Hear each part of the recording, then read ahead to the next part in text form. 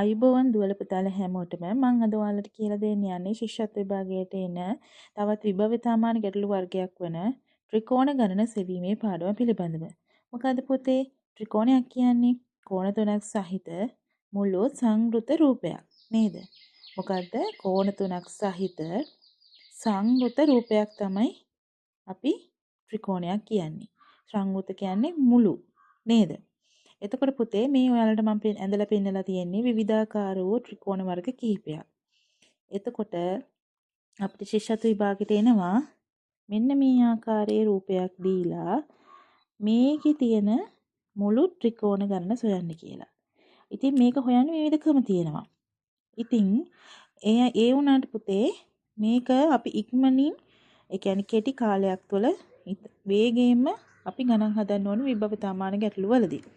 ඉතින් මේ අවස්ථාවක අපිට සිද්ධ වෙනවා මේ ගණන් හදන්න කෙටි ක්‍රම පාවිච්චි කරන්න. ඉතින් මම ඔයාලට අද කියලා දෙන්න යන්නේ මේ වගේ කෙටි ක්‍රම දෙකක් ගැන. පළවෙනි ක්‍රමය තමයි පුතේ මේ ත්‍රිකෝණයේ මේ බෙදලා තියෙන කොටස් වලට අපි අංක දාගෙන යනවා. 1 2 3 4 කියලා.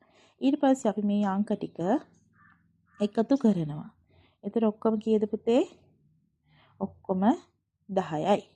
මේ මම ඔයාලට කියලා දුන්නේ පළවෙනි ක්‍රමය. දැන් පුතේ දෙවෙනි ක්‍රමය. දැන් මේකේ සම්පූර්ණ ත්‍රිකෝණය සරල රේඛා මගින් කොටස් කීයකට බෙදලා තියෙනවද? 1යි 2යි 3යි 4යි. කොටස් කීයකටද? 4යි. බෙදා ඇති කොටස් ගණන ඊට එකක් වැඩි අගයෙන් ගුණ කර ලැබෙන පිළිතුර දෙකට බෙදුවහමත් අපිට මේ රූපයේ තියෙන මුළු ත්‍රිකෝණ ගණන එනවා. හරිද? මොකද්ද මං කිව්වේ?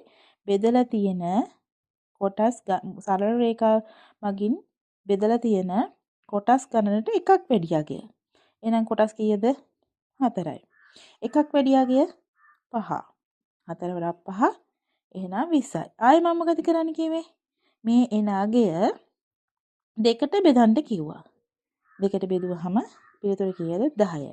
එහෙනම් පුතේ මේ දෙආකාරයටම ඔයාලට මේ රූපයේ තියෙන ත්‍රිකෝණ ගණන සොයන්න පුළුවන් නේද?